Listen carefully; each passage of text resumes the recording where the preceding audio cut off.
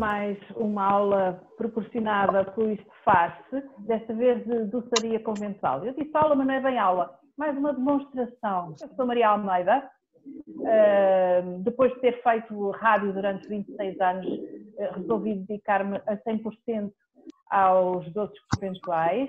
Doçaria conventual, como o próprio nome indica, vem dos conventos. Eu não queria perder muito tempo com teoria, então a doçaria conventual é de facto riquíssima em açúcar e em gemas. E há 3 ingredientes que são transversais a quase todas as receitas de doçaria conventual, que são precisamente as gemas, é o açúcar e a água. Depois há outro ingrediente que começa a entrar em receitas pontualmente mais ricas, que é a amêndoa, são os frutos secos, o pinhão, a nós.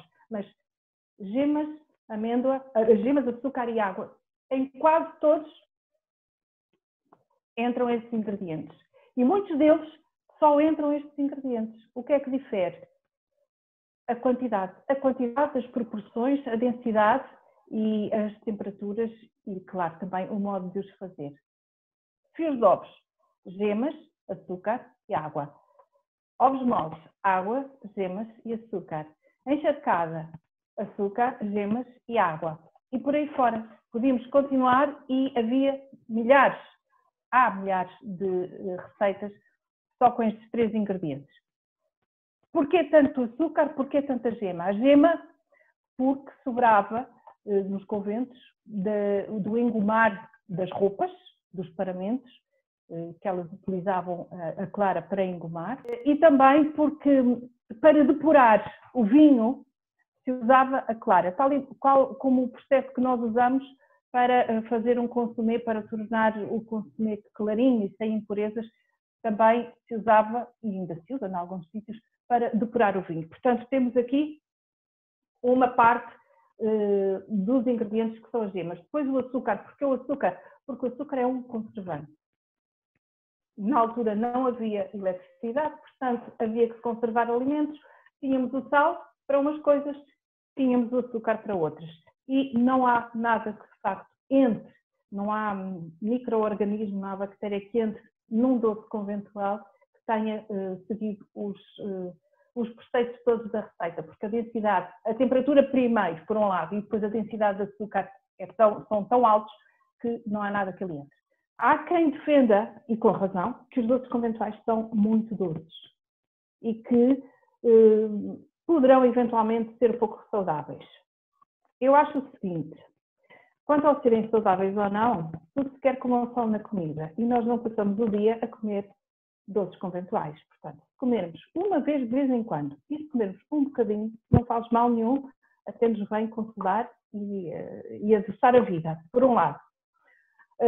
Por outro, o excesso de açúcar é verdade, mas nós não precisamos comer muito. Comemos um bocadinho, aquilo que o nosso organismo tolera e a nossa gula. E depois, durante um tempo, não comemos. Não podemos, de maneira nenhuma, alterar e adulterar receitas.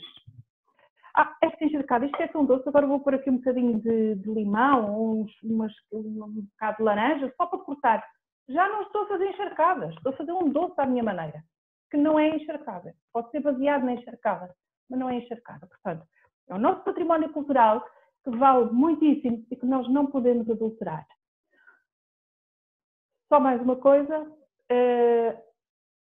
as receitas conventuais começam a ser mais conhecidas, isto há muito para dizer, mas eu vou dizer só mais isto, prometo, começam a ser conhecidas com a extinção das ordens religiosas, se muitas foram queimadas, é verdade, quando isso aconteceu, depois da Guerra Civil, das lutas liberais e miguelistas, quando o Dom Pedro finalmente consegue pôr daqui para fora andar o Dom Miguel I, em 1834, há a extinção das ordens religiosas, se bem que já o Dom José I, seu avô, com o Marquês de Pombal, tinha expulsado os jesuítas de Portugal, depois o Dom João VI corroborou essa ação do Dom José com os jesuítas e só o Dom Miguel é que chama novamente os jesuítas e os autoriza a instalarem-se no Colégio das Artes em Coimbra e depois o Dom Pedro então expulsa tudo. Com essa expulsão, muitas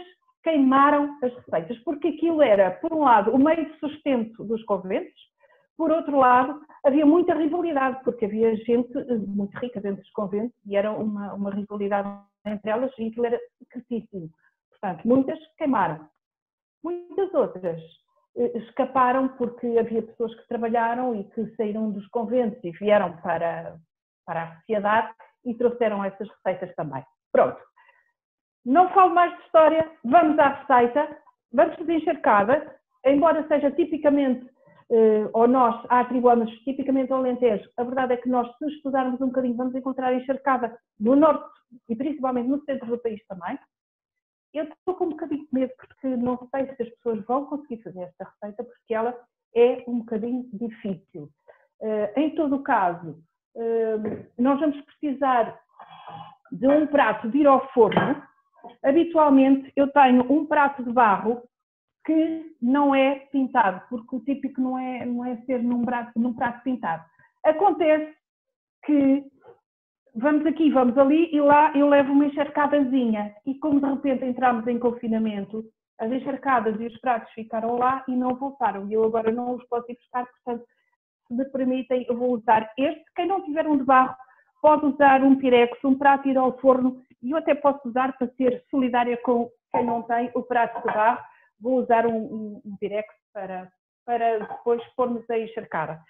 É, como eu disse, um doce muito complicado, mas é o que é. E vamos começar por... Maria?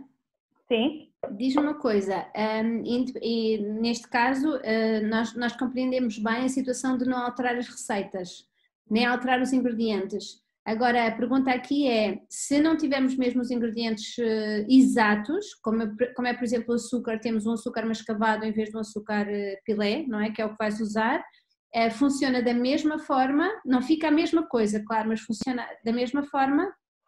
Funciona. Não fica a mesma coisa, primeiro, porque o gosto do açúcar mascavado é desde logo diferente, a cor também. Mas pronto, eu vou usar o açúcar comum, o vulgar, que aliás é o que se costuma usar nas receitas conventuais, está bem? Eu disse que a receita é difícil, é talvez a receita mais fácil da doçaria conventual, é por isso, até o meu pai, que nem sabia onde é que se guardavam os copos na cozinha, acho que até ele fazia isto com todo o êxito. Portanto, isto não tem nada que saber.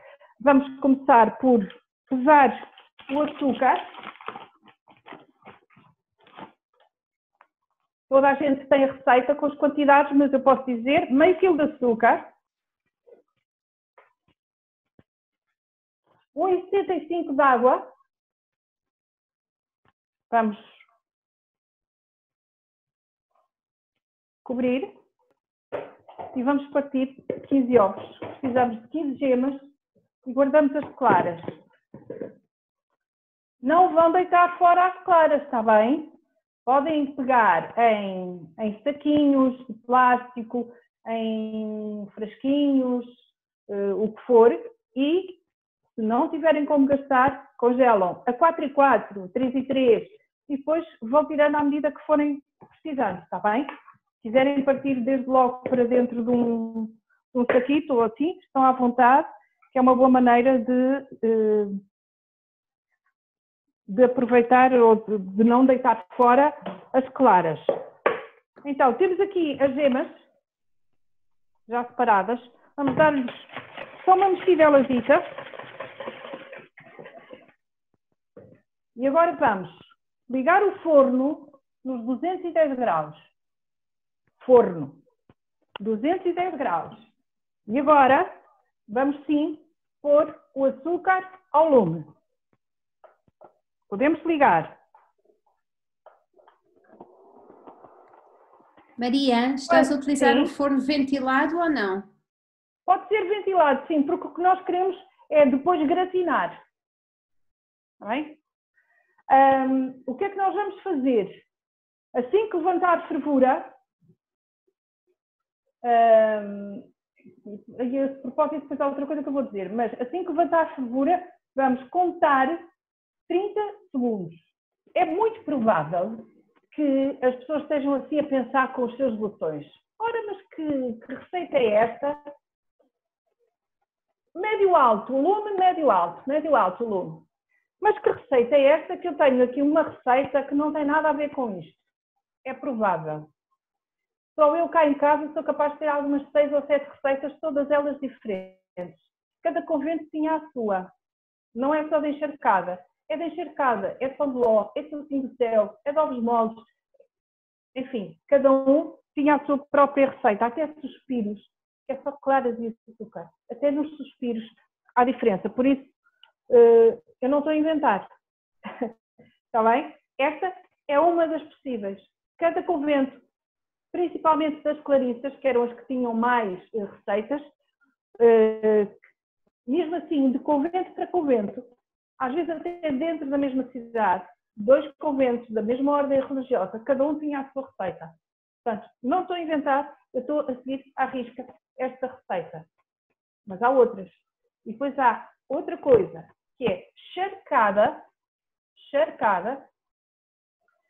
que essa até leva pão torrado. Mas esta é só assim, gemas, açúcar e água. Maria, os ovos, usas L ou XL? Faz muita diferença? Então vamos lá falar um bocadinho sobre os ovos. Não faz diferença, até porque as freiras, coitadas, era o que as galinhas punham, sabiam lá elas. Mas, em média, um ovo grande, LXL, pesa 60 gramas. E isso tem importância porque quando nós usamos ovos pasteurizados, está bem? 60 gramas, que se dividem da seguinte maneira: 30 para a clara, 20 para a gema e 10 para a casca. Portanto, se nós estivermos a usar gema pasteurizada, multiplicamos as 15 gemas por 2, ou seja, 300 gramas de gema. Aqui, está a ferver. E agora o que é que nós vamos fazer? Pegamos no nosso recipiente. E com Maria, não mexes quando está a ferver a calda, não mexes? Não se mexe nunca, senão ficamos com uma rocha de açúcar. E agora vamos pôr em fio, para cima da calda a ferver, sempre a ferver, vamos pôr em fio a gema. Mas queremos isto sempre a ferver, ok? Sempre a ferver.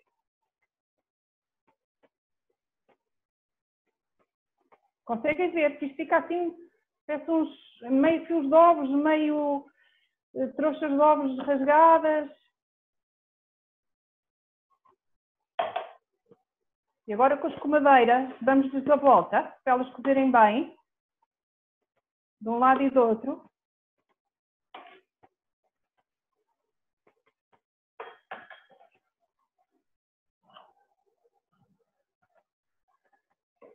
E com a escumadeira retiramos para o prato.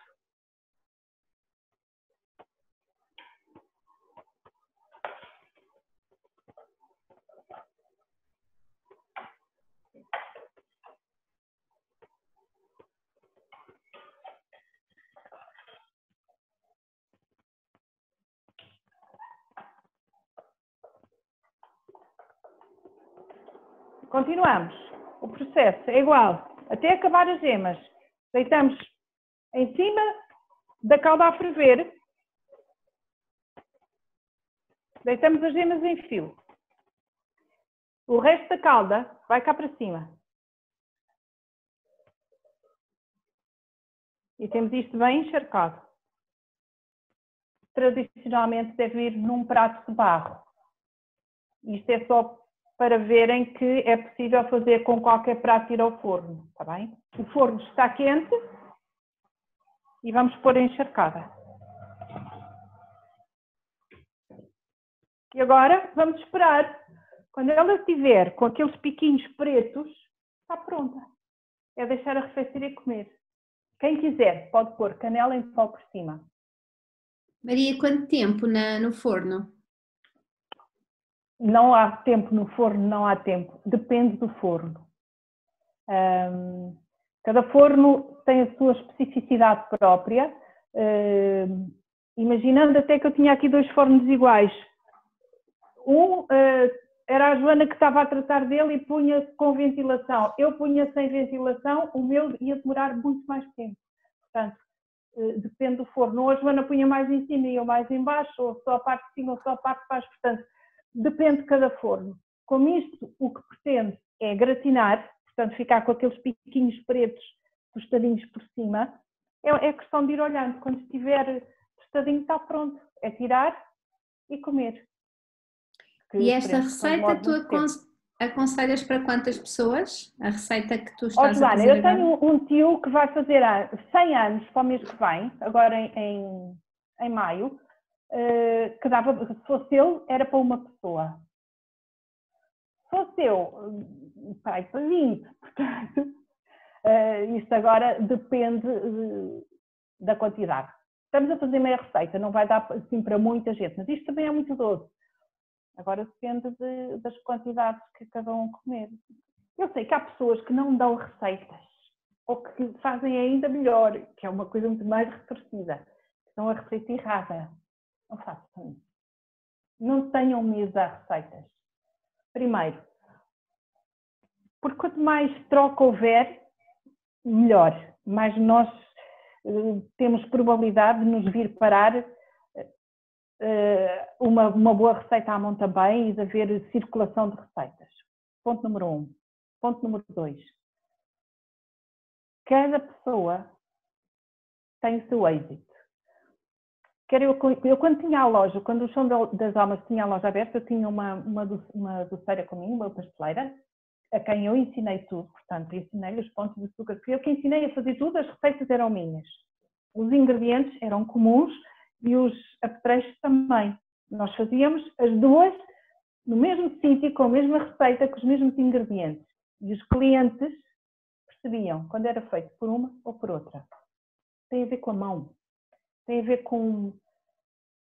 É uma coisa pessoal, é um gosto, o nosso cunho pessoal vai para a receita. Não se importem de dar receitas, partilhem. Quanto mais partilharem, mais todos ficamos a ganhar. As gemas pasteurizadas substituem as gemas normais ou são adicionadas? Sim. Não, perfeitamente. Até por uma questão de segurança alimentar, é bom usar, não tem problema nenhum. Tem é que ter atenção ao peso, mas é melhor porque não há desperdício e nós estamos alimentarmente seguros. Tem um contra, é que elas têm de ser o litro, aquilo vem em litros e tem de ser usado em 24 horas, depois de aberto, mesmo guardado no frio. Portanto, abriu hoje, tem que gastar até amanhã a esta hora, senão é lixo. E aí não pode haver facilitação, está bem?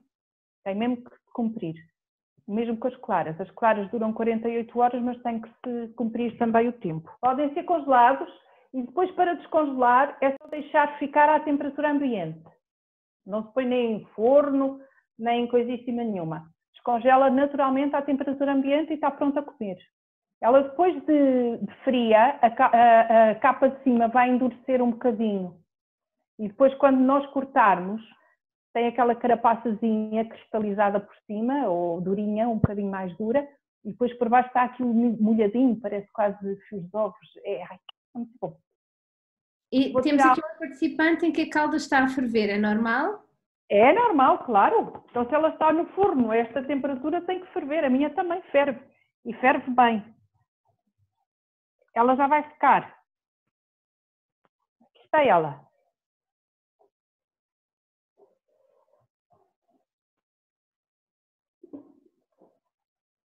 Maria, tu agora deixavas arrefecer ao ar, colocavas depois no frigorífico ou já para o frigorífico? Não, no frigorífico. Os doces conventuais podem ir, mas não é preciso irem para o frigorífico.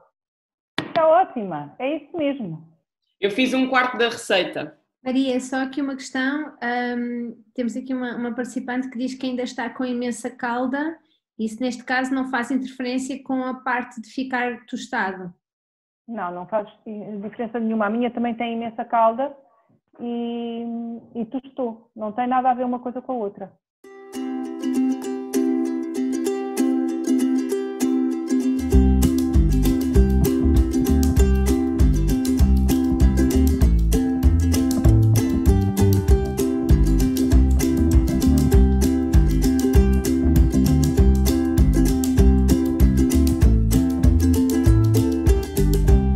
Obrigada.